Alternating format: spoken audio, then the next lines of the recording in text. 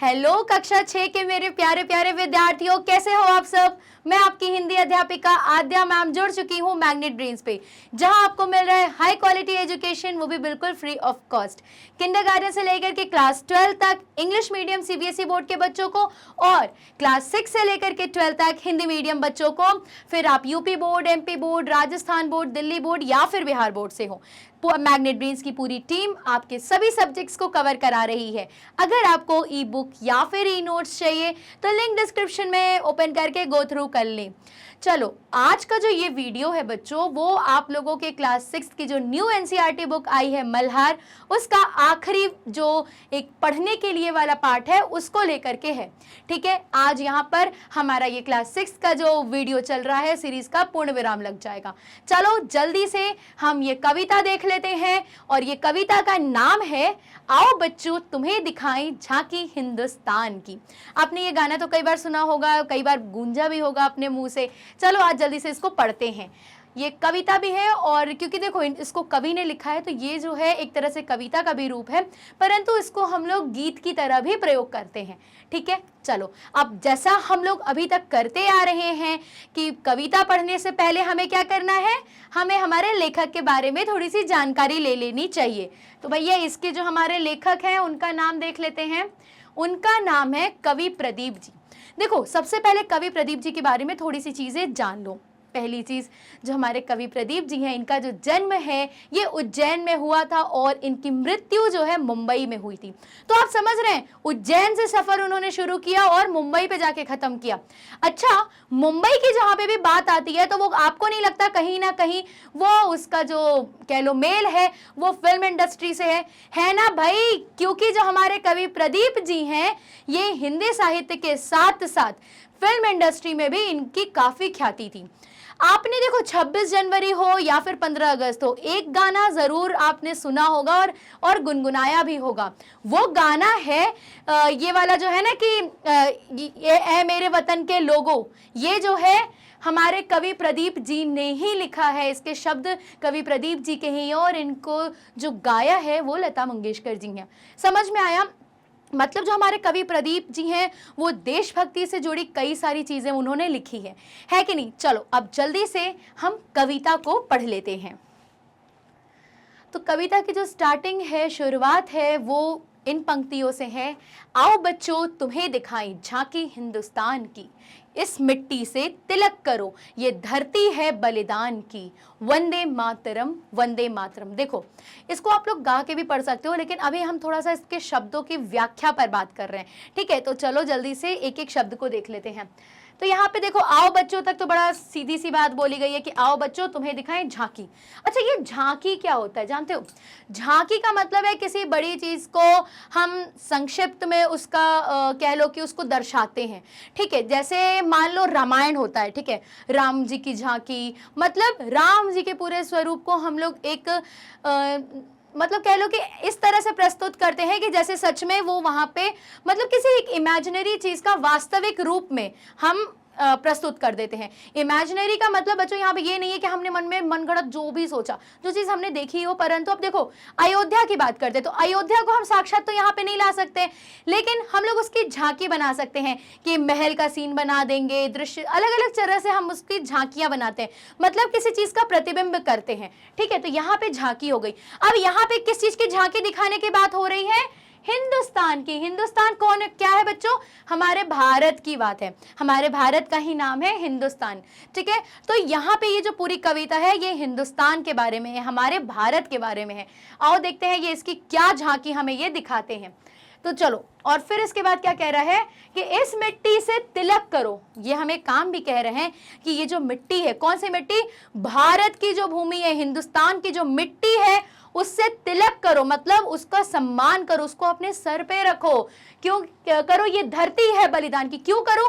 क्योंकि ये जो धरती है, ये जो हमारे भारत की भूमि है, ये बलिदान की धरती है। यहाँ पर हमारे जो भारतीय लोग हैं वो बहुत सदियों से अपने अपने आप की बलि चढ़ाते आ रहे हैं, अपने जान की, अपने प्राण की, किस लिए? केवल और केवल धरती माँ जो हमारी भारत भूमि है उसकी लाज बचाने के लिए।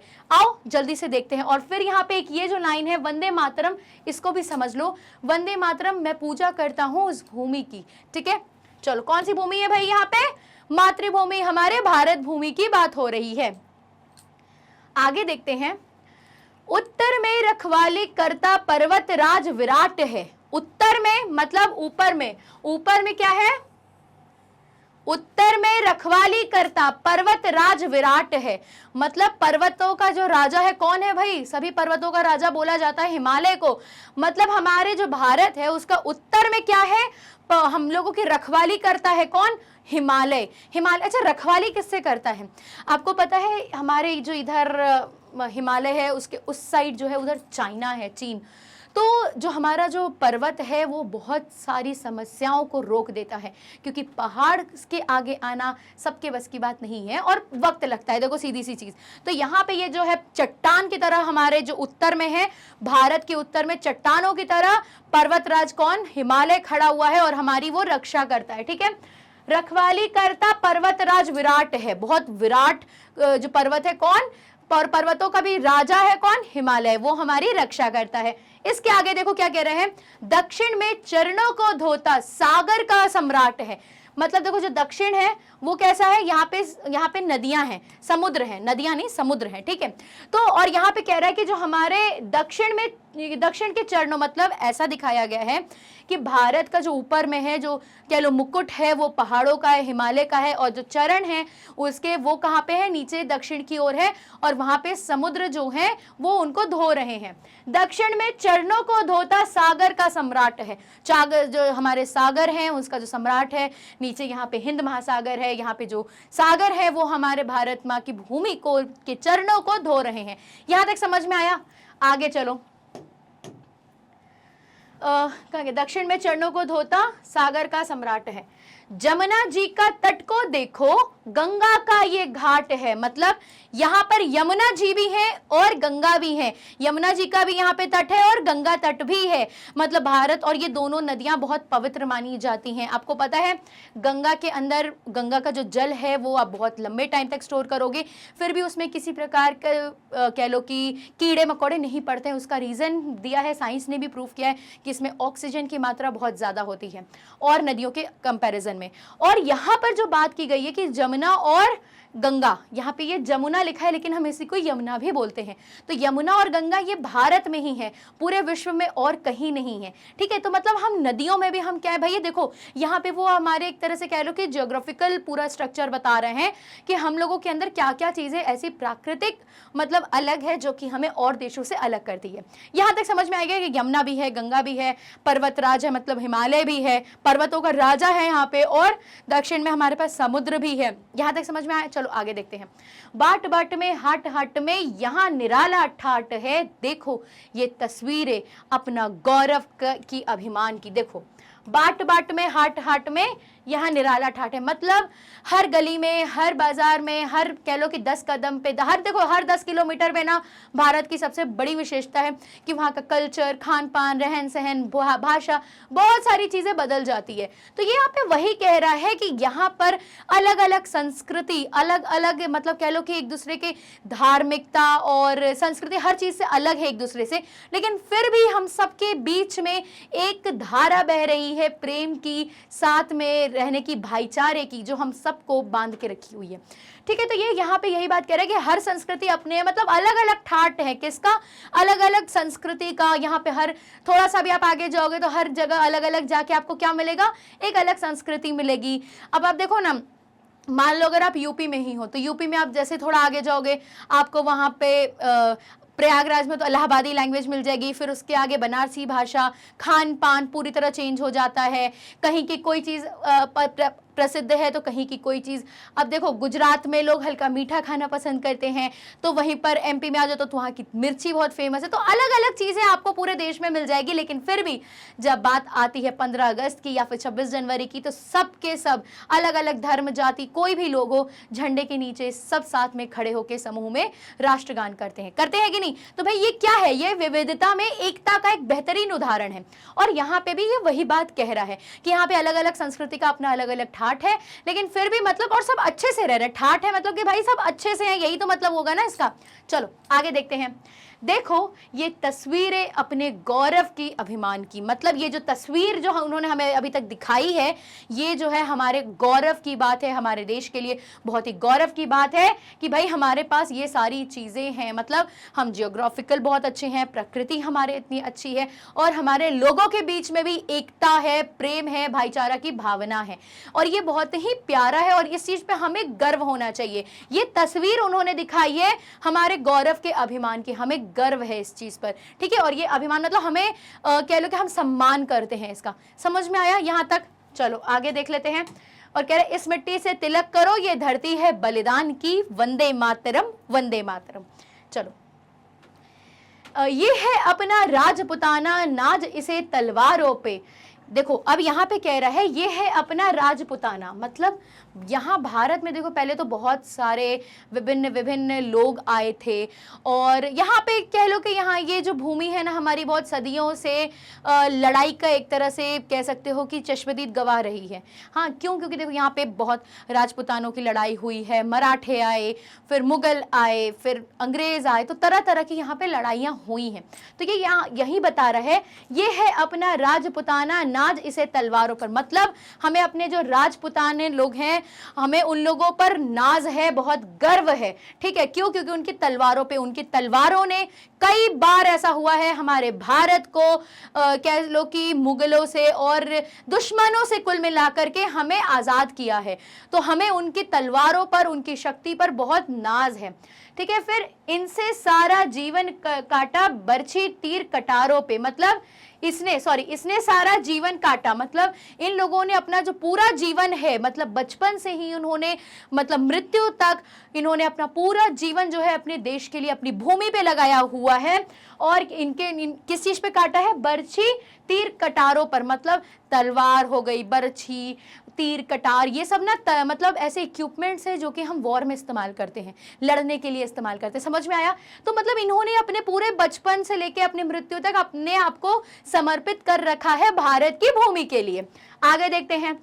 ये प्रताप का वतन पाला है, ये प्रताप का, प्रताप यहां जानते हो कौन है भाई? हमारे महाराणा प्रताप की बात हो रही है। हल्दी घाटी की जो युद्ध की बात थी ना, यहीं पर ये हमारे महाराणा प्रताप का नाम बहुत ही आदर के साथ आज भी लिया जाता है, क्योंकि ये ऐसे राजा थे कि इन्होंने मुगलों की कह लो कि बहुत ही गंदे तरीके से इन्होंने हराया था।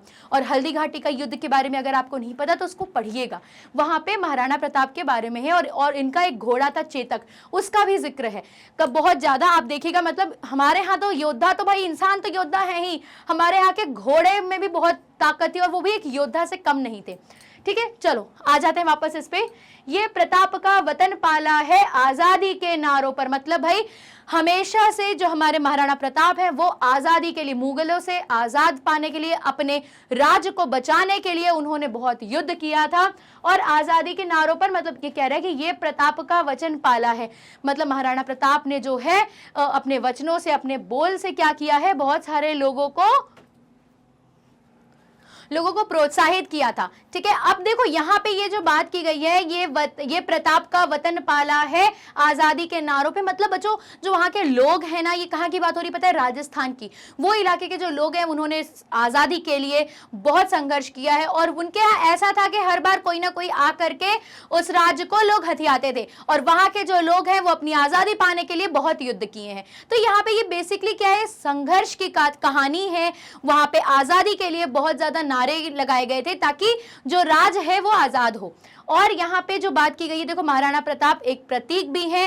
किस चीज के प्रतीक है? कि वो बहुत ही कह लो कि हमारे सदियों से जो भी समस्याएं थी उसका वो निवारण किए थे, और बहुत ही डट कर, उनके जैसा उनका हौसला, उनकी जो वीरता थी वो कह लो कि हम बताने लायक नहीं है, वो इतने शब्दों से बहुत परे थी। यहां तक समझ में आया? चलो आगे पढ़ते हैं।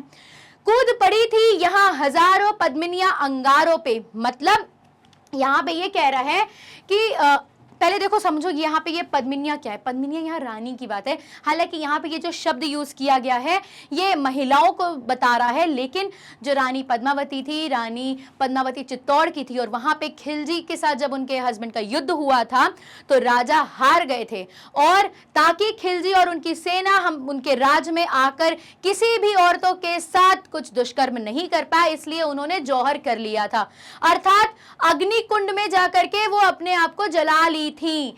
और रानी पद्मावती जो है वो बहुत खूबसूरत थी, तो अपनी खूबसूरती को, अपने मर्यादा को, या फिर कह लो अपने सम्मान को रक्षा करने के लिए उन्होंने मौत को खुशी खुशी गले लगा लिया था और जौहर हो गई थी।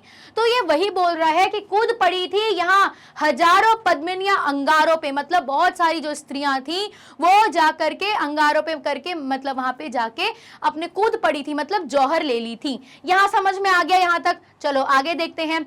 बोल रही है कण-कण से कुर्बानी राजस्थान की, मतलब ये जो इतनी बातें की गई हैं राजपुताना और महाराणा प्रताप और रानी पद्मावती, ये सब कौन है? ये सब कहाँ के हैं भाई? ये सब राजस्थान के हैं।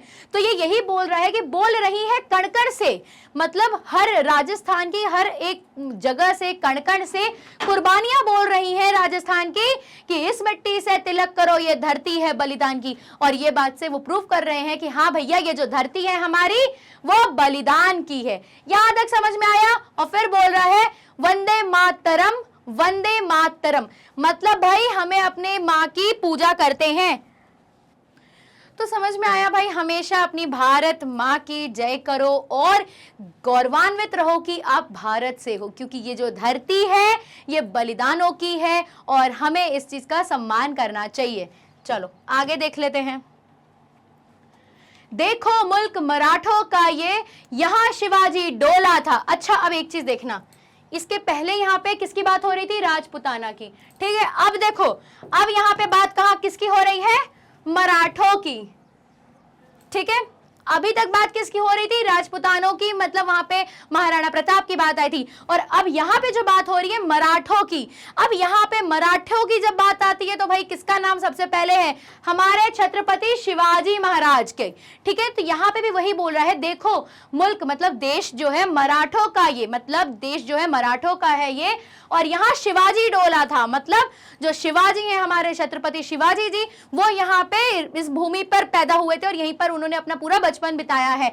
और देखो क्या कह रहे हैं, मुगलों की ताकत को जिसने तलवारों पे तोला था, मतलब जो शिवाजी की यहाँ पे क्वालिटी बता रहे हैं कि मुगलों की ताकत को, मतलब मुगलों के अंदर कितनी शक्ति है, इस चीज को शिवाजी महाराज ने तलवारों पे तोल दिया था। और आपको पता है हमारे जो छत्रपति शिवाजी महाराज हैं उन्होंने 16 साल से ही उन्होंने युद्ध करने आ गए थे, और ये अकेले, मतलब कह लो कि इनके सूझबूझ और इनके जो विचार थे वो एक क्रांतिकारी योद्धा के समान ही थे। ये कोई मत कह लो कि कोई साधारण पुरुष नहीं थे। और आज भी आपको पता होगा कि आप अगर जाओगे महाराष्ट्र साइड में, मराठों वालों में, उनकी पूजा की जाती है। तो भाई उनके अंदर वो इतने कैरेक्टर थे, उनका जो व्यक्तित्व था वो बहुत ही कह लो कि प्रभावशाली था।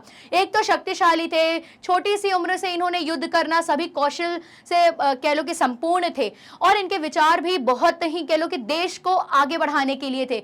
अब यहाँ पे देखो क्या कह रहा है, इन्होंने मुगलों के साथ इन्होंने बहुत ज्यादा युद्ध किया था, औरंगजेब से भी इनका बहुत ज्यादा 1 to 1 हुआ था, अच्छा सा, ठीक है। अब इनके बारे में हिस्ट्री इनकी है, आपका काम है कि आप उसको पढ़ो। अब यहाँ पे मैं बता रही हूँ कि वहां पे क्या क्या चीजें और शिवाजी महाराज से रिलेटेड या फिर मराठों से रिलेटेड लिखी है, जल्दी से देख लेते हैं। मुगलों की ताकत को जिसने तलवारों पे तोला था, हर पर्वत पे आग जली थी, हर पत्थर एक शोला था, मतलब हर पर्वत, जितनी भी वहां पर्वतें थी और जो वहां के पत्थर हैं, सब एक शोले के समान भड़के हुए थे। क्यों? क्योंकि सबको क्या था, आजादी की वहां पे मांग थी। किससे? मुगलों से। यहाँ पे जो बात हुई है, यहाँ पे मुगल शासन हमारे पूरे भारत पर कब्जा कर लिए थे, और हमारे शिवाजी महाराज ऐसे थे जो थोड़े से, मतलब सब कुछ खत्म हो गया था, फिर वो एक उम्मीद लेकर के छोटी सी सेना बनाए, और बनाते बनाते फिर से उन्होंने हरे रंग के ऊपर भगवा रंग को लहराना शुरू किया था, ठीक है। तो ये वही बोला है कि हर पर्वत पे आग जली थी, हर पत्थर एक शोला था, मतलब हर एक पत्थर से, पर्वत से लेके पत्थर, सब लोग आजादी की मांग की ओर थे। बोली हर हर महादेव की, बच्चा बच्चा बोला था, मतलब हर हर महादेव की। देखो यहाँ पे जो हर हर महादेव है ना, ये कभी भी आप देखोगे, चाहे महाराणा प्रताप हो या फिर शिवाजी महाराज हो, उन लोग ना, या फिर रानी लक्ष्मीबाई, तो उन लोग हर हर महादेव और जय भवानी, ये दो नारा लेकर ही युद्ध का प्रारंभ करते थे। तो ये वही बोल रहा है कि बोली हर हर महादेव की, मतलब युद्ध के लिए लड़ाई जो है हर बच्चे बच्चे ने की थी, हर एक छोटे बच्चे ने क्या किया था, अपनी आजादी, किस चीज के लिए, अपने देश को आजाद करने के लिए, अपने देश के अभिमान के लिए, स्वाभिमान के लिए क्या किया था, युद्ध किया था। और ये जो फिर क्या कह रहा है, शेर शिवाजी ने रखी थी लाज हमारे शान की, इस मिट्टी से तिलक करो ये धरती है बलिदान की। मतलब जो शिवाजी महाराज हैं, उन्होंने क्या रखी थी, लाज रखी थी हमारे शान की, किसके, हमारे भारत के शान की। और हमारा शान क्या था, हमारी परंपरा, हमारा कह लो कि देखो भाई, जब मुगल शासन आए थे तो बहुत तरह से जो यहाँ की हमारी सनातन परंपरा थी वो डगमगा गई थी, मंदिर तोड़े गए थे, नालंदा जो हमारा बहुत बड़ी यूनिवर्सिटी, वो उसकी लाइब्रेरी है, लाइब्रेरी को जला दिया गया था। तो बहुत तरह तरह की चीजें हुई थी जो कि हमारे सनातन परंपरा को खत्म कर रही थी। तो ये वही बता रहे कि शिवाजी महाराज ने लाज रखी थी किसकी, हमारे शान की, हमारे सनातन परंपरा की, हमारे हिंदुत्व की उन्होंने लाज रखी थी। और इसीलिए भाई उन्होंने क्या किया, उन्होंने भी बलिदान दिया, महाराणा प्रताप ने दिया था, यहाँ पे शिवाजी महाराज ने अपना बलिदान दिया। तो यही कह रहे हैं कि इस मिट्टी से तिलक करो, ये धरती है बलिदान की, मतलब हमारे जो धरती है, यहाँ पे धूल है किसके, ये जो धूल है इसमें महाराणा प्रताप के भी खून है, इसमें हमारे शिवाजी महाराज के भी खून है, और ऐसे तमाम बलिदानों जिन लोगों ने अपने शरीर को, अपनी जान दे दी थी इस कह लो कि धरती की रक्षा के लिए, अपनी भूमि की रक्षा के लिए, उन सभी का खून आज इस मिट्टी में मिला हुआ है। और इसीलिए हमें सम्मान करना चाहिए अपनी इस आजादी का, अपनी इस मिट्टी का और अपने इस धर्म का। ठीक है, यहां तक समझ में आ गया। वंदे मातरम, वंदे मातरम। चलो आगे देखते हैं। जलियांवाला बाग, ये देखो, अच्छा देखो, अभी तक वहां पे राजपुतानों की बात हुई, मराठों की बात आई, अब यहाँ पे बात आ गई है अंग्रेजों की। मतलब पहले भाई अलग अलग लोगों से लड़ाई हुई, मुगलों से लड़ाई हुई, लेकिन यहाँ पे जो बात आई है, अब यहाँ पे आ गई है अंग्रेजों की। ठीक है, क्यों, क्योंकि ये जो जलियांवाला बाग है ना, ये जलियांवाला बाग से आपको समझ आना चाहिए, ये जलियांवाला बाग भाई जो कांड है ये 1919 में हुआ था। और मैं एग्जैक्टली तो मुझे डेट नहीं याद है, 13 मार्च या अप्रैल का था, आप चेक करके मुझे बताना कमेंट में। ठीक है, तो ये जो जलियांवाला बाग है, यहाँ पे क्या हुआ था, इसका एक इंसिडेंट आपको बता देती हूँ। जब आज़ादी के लिए मांग चल रही थी तो 1919 में लोगों ने वहाँ पे कह लो कि मीटिंग रखी थी, आज़ादी कैसे पानी है इस चीज़ को डिस्कशन करने के लिए। अब वहाँ पे ये खबर मिल गई अंग्रेजों को, और फिर वहाँ पे जनरल डायर थे शायद, वो आए थे और उन्होंने पूरे गेट को बंद कर दिया और अंदर ही अंदर जलियांवाले बाग में पूरा खूनों से, मतलब कह लो कि वहां पे लाश बिछा दी गई थी, अंधाधुंध वहां पे गोलियां चलाई गई थी और जितने भी लोग थे सब मर गए थे। कई लोगों ने कुएं में कूद के जान दी, मतलब बस उनके पास बचने का कोई तरीका ही नहीं था। और वहां पे बहुत ही ज्यादा मात्रा में लोग मारे गए थे, बहुत ही ज्यादा, मतलब वो भी वो लोग मारे गए थे जिसका जो बहुत बेगुनाह थे, जिन्होंने कोई बहुत बड़ा जुल्म नहीं किया था, केवल और केवल अपने देश की आजादी के लिए, मांग के लिए उन लोग बात करने गए थे और वहीं पर उनको खत्म कर दिया गया था। और इसीलिए ये जलियांवाला बाग कहा जाता है कि ये एक बहुत ही ज्यादा एक ऐसा कांड हो गया था जिससे लोगों के अंदर बहुत विद्रोह जग गया था, क्योंकि उनके अपने लोग बहुत सारे मारे गए थे। तो यहाँ पे यही बात बोली गई है। अब देखते हैं इसमें वो हमें इसकी कौन सी झांकी दिखाते हैं। जलियांवाला बाग, ये देखो यहाँ चली थी गोलियां, ये जो गोलियां हैं। और एक चीज और बता दूं, जलियांवाला बाग में आज भी आप अगर जाओगे अमृतसर तो वहां पे जलियांवाला बाग ये जो है जरूर देखना, वहां पे आपको वो गोलियों के निशान आज भी दिख जाएंगे। तो ये वही बोल रहा है कि यहाँ पे चली थी गोलियां। ठीक है, यहाँ तक तो समझ में आ गया। आगे देखें, ये मत पूछो किसने खेली यहाँ खून की होलियां, मतलब ये बिल्कुल मत पूछना कि किसने खेली थी यहाँ पे खून की होलियां। क्यों भाई? क्योंकि यहाँ पर अपने हमारे भारत के ही लोग मारे गए थे, वो भी बेकसूर लोग मारे गए थे। और देखो यहाँ पे कितना, यहाँ पे एक अतिशयोक्ति का प्रयोग किया गया है। खून की होलियां, मतलब इतना खून बहा था कि ऐसा लग रहा था लोग खेले हुए होली। जैसे होली खेलते तो क्या होता है कि हमारे ऊपर पूरा रंग चढ़ जाता है और हमें अपने शरीर का मतलब कह लो कि अपना ओरिजिनल रंग नहीं दिखता है। यहाँ पे भी वही बात हुई थी बच्चों कि इतना ज्यादा रंग, इतनी ज्यादा खून से लोग सन चुके थे कि किसी का मुख स्पष्ट रूप से नहीं दिख रहा था। मतलब आप समझ सकते हो कि कितनी मतलब कितना ज्यादा वो खून बहा होगा। ठीक है, चलो आगे देखते हैं। एक तरफ बंदूकें दंदन, एक तरफ थी टोलियां, मतलब एक तरफ थी बंदूकें दंदन, मतलब एक तरफ बंदूकें जो है अड़ा करके वो दंदन दंदन निशाने लगा रहे थे, और एक तरफ टोलियां थी, मतलब एक तरह लोगों का समूह था। ठीक है, मतलब देखो एक के पास हथियार है और एक निहत्थे हैं, उस पे वार हो रहा है। और हमारे कह लो कि हमारा जो धर्म होता है ना, उसमें ये कहा जाता है, आप कई बार पढ़े भी होंगे कि निहत्थों पर वार नहीं करते हैं, लेकिन यहाँ पे कैसा था, एक तरफ बंदूकें थी और एक तरफ टोलियां थी लोगों की। मरने वाले बोल रहे थे इनकलाब की बोलियां, मतलब जो मरने वाले थे वो अपने देश को आजादी पाने के लिए वो इनकलाब की बोलियां बोल रहे थे। यहां तक समझ में आ गया? आगे देखो, यहां लगा दी बहनों ने भी बाजी अपने जान की, मतलब यहाँ पे ये है बच्चों की, यहाँ पे केवल ऐसा नहीं था कि आजादी के लिए जो युद्ध है केवल और केवल पुरुषों ने किया था, नहीं, महिलाओं ने भी अपनी पूरी तरह से भागीदारी दी थी। और यहाँ पे तो महिलाएं लिखी हैं, लेकिन सही बताऊं, देखो बहनें लिखी है ना, यहाँ पे बताऊं, यहाँ पे बच्चों की भी बात है। मतलब देश को आजाद करने के लिए सबने अपने धर्म, जाति, इन सबसे परे उठ करके एक साथ आगे आए थे। फिर वो बच्चा हो, बहन हो, भाई हो, बेटी हो, बेटा हो, कोई भी हो, हर लोगों ने मिल करके, मतलब यहाँ पे कुल मिला करके भारतीयों ने हमेशा अपने आप की बलि चढ़ा दी थी अपने देश को बचाने के लिए। अपने देश को बचाने का मतलब है अपनी परंपराओं को, अपनी संस्कृति को बचाने के लिए अपनी जान की बाजी लगा दी थी। यहां तक समझ में आ गया? अब फिर क्या कह रहा है, इस मिट्टी से तिलक करो, ये धरती है बलिदान की, मतलब इस मिट्टी से बच्चों तुम तिलक करो, इस मिट्टी का सम्मान करो, क्योंकि ये जो धरती है ये बलिदानों की धरती है। लोगों ने बहुत मुश्किल से आज जो आपको ये धरती मिल गई है, बहुत ही आजाद आप होकर के जी रहे हो, लेकिन ये इसी मिट्टी के लिए, इसी आजादी के लिए बहुत सारे लोगों ने अपनी जान गंवाई है, अपने कह लो कि अपने बलि चढ़ाई है अपने शरीर का। उन्होंने बिल्कुल भी मौत को सप्रेम गले लगाया है। चलो, इसलिए बच्चों कहा जाता है कि आज़ादी का ना कभी भी गलत फायदा मत उठाइए, क्योंकि जो चीज़ आपको आज आसानी से मिल गई है, इसी चीज़ के लिए, इसी आज़ादी के लिए बहुत सारे लोग, भगत सिंह, सुभाष चंद्र बोस और बहुत सारे अन्य लोग हैं जिन्होंने अपने प्राण गंवाए हैं। चलो आगे देख लेते हैं। ये देखो बंगाल, यहाँ का हर चप्पा हरियाला है। देखो, ये देखो बंगाल, अब कहाँ बात आ गई भाई, बंगाल की। देखो यहाँ पे अब सबसे पहले बात हुई थी कहाँ की, राजस्थान की, फिर आ गई मराठों की, महाराष्ट्र की, फिर आ गई बात कहाँ, बंगाल, जलियांवाला बाग अमृतसर की, फिर आ गई बात बंगाल की।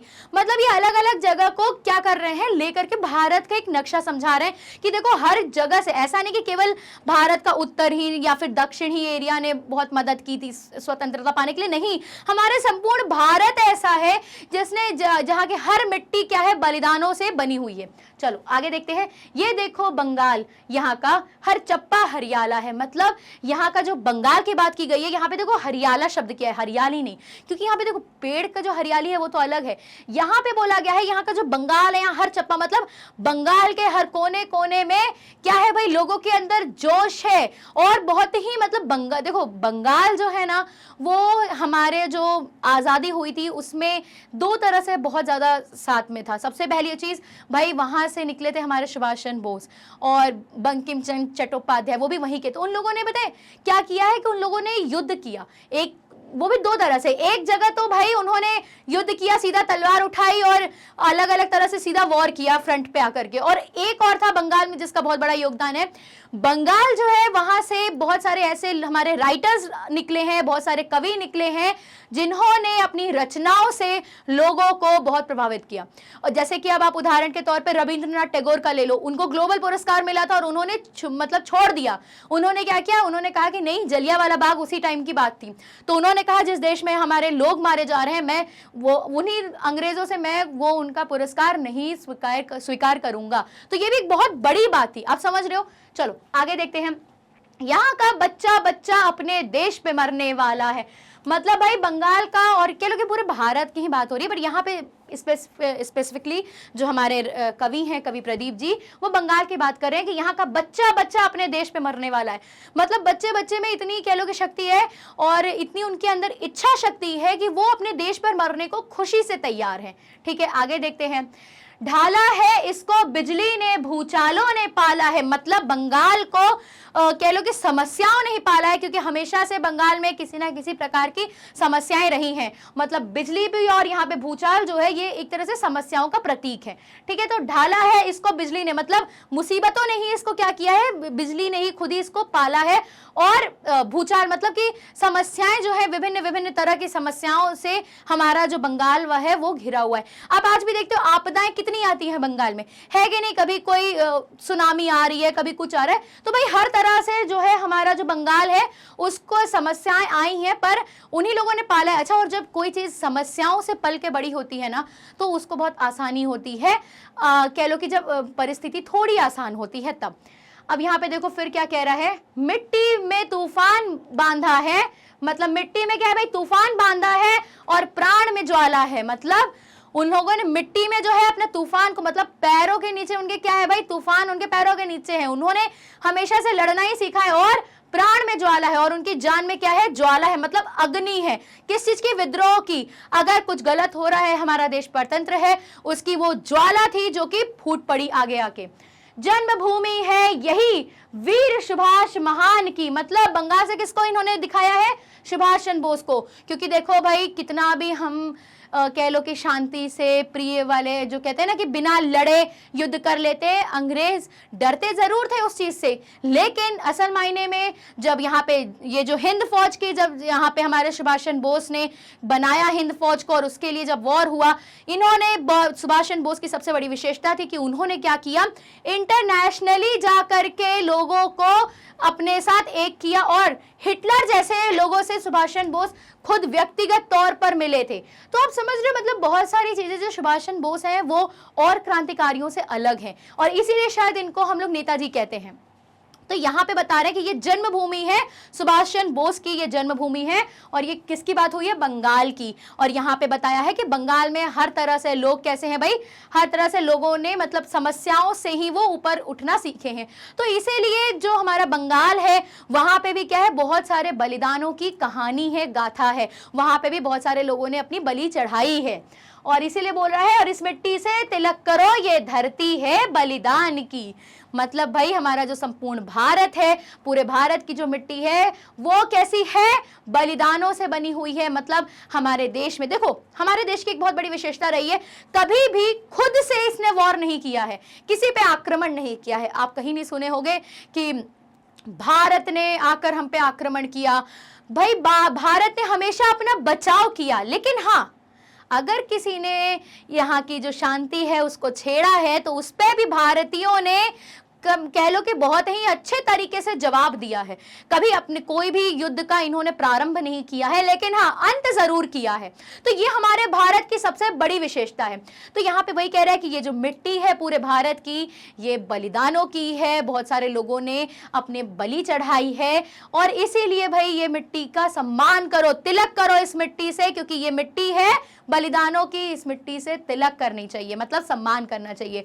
तो देखो बच्चों, एक चीज हमेशा याद रखो, आज जो आपको जो भी आजादी मिलती है, जो भी चीजें मिलती हैं, कभी उसका गलत फायदा मत उठाओ, क्योंकि इसी चीज के लिए बहुत सारे लोगों का ये सपना था। आज जैसे आपका सपना है ना कि मैं बड़े होकर के IAS बनूंगा, मैं कुछ बनूंगा, मान लो मेरे बड़ा सा बंगला होगा, मेरा घर होगा, तो ये सब अगर मान लो आप मेहनत करोगे तो हो सकता है आपका बच्चा वो चीज जिए, लेकिन शायद आपके बच्चा उस तरीके से वो सपने को नहीं जी पाएगा जिस तरीके से आप जीते हो। ठीक वही ऐसा ही कुछ हुआ है, जो हमारे जब स्वतंत्रता के लिए जितने भी लोगों ने बलि चढ़ाई थी, वो लोग थे, उन लोगों ने भी सपना तो जरूर देखा था, स्वप्न देखा था कि वो आजाद भारत को देख पाए, पर बहुत सारे लोगों ने बलि चढ़ा दी पहले ही। ठीक है, अब वो किस लिए बलि चढ़ाए थे, हमारे भविष्य के लिए, और उस टाइम का भविष्य क्या है, हमारा आज, आप लोग वो भविष्य हो। तो देखो, जो भी चीज आपको मिली रही है उसका सम्मान करो। कोई भी चीज़ यहाँ पे मुफ्त में नहीं मिलती है, इसीलिए सम्मान करो, उसका उचित प्रयोग करो। चलो मिलेंगे फिर हम आपसे नेक्स्ट वीडियो में। ये थी भाई हमारी क्लास 6 का आखिरी जो टॉपिक था पढ़ने के लिए, वो भी कंप्लीट हो चुका है। अब जल्दी से शीघ्र अपने परीक्षा के लिए तैयारी शुरू कर दो। देखो हिंदी की ही नहीं, सभी सब्जेक्ट्स की। और मैग्नेट ब्रेन्स तो आपको किंडरगार्टन से लेकर के क्लास 12 तक इंग्लिश मीडियम स्टूडेंट जो सीबीएसई बोर्ड वाले हैं उन सभी के लिए सारे कोर्सेज अवेलेबल कराया है, यूट्यूब चैनल पे देख लो। और जो हिंदी मीडियम स्टूडेंट्स हैं वो क्लास 6 से लेकर के 12 तक, उनके लिए भी सारे एनसीईआरटी सॉल्यूशंस पूरे आपको बहुत प्रॉपर तरीके से हमारे जो टीचर्स हैं वो आपको दिखा दिए, वीडियोस रखे हैं, अपलोडेड हैं। आप चाहो तो हमारे वेबसाइट देख लो या फिर मोबाइल एप्लीकेशन डाउनलोड कर लो। देखो अगर आप UP board, MP board, Rajasthan board, Delhi board या फिर बिहार बोर्ड से हो, कोई परेशानी की जरूरत नहीं है, मैग्नेट ब्रेन्स को बस सब्सक्राइब कर लो, ठीक है। और आपको आपकी हर समस्याओं का हल मिल जाएगा। और अगर आपको ई बुक या फिर ई नोट्स चाहिए तो भी लिंक डिस्क्रिप्शन में है, ओपन करके गो थ्रू कर लो जल्दी से। चलो मिलते हैं फिर हम आपसे अगले कोई और टॉपिक के साथ। और हाँ, कभी भी इतिहास पढ़ो, हमारे भारत का जो इतिहास है, आप चाहो तो मैग्नेट ब्रेन्स के में ही वीडियो देख लो, आप अपना कोर्स का पढ़ लो, उसके बाद इतिहास पढ़ो ताकि उससे आपकी ज्ञान जो है वो और बढ़ेगा, ठीक है। मिलेंगे फिर हम आपसे जल्द ही नए वीडियो के साथ मैग्नेट ब्रेन्स की हिंदी अध्यापिका आद्या से। जय हिंद।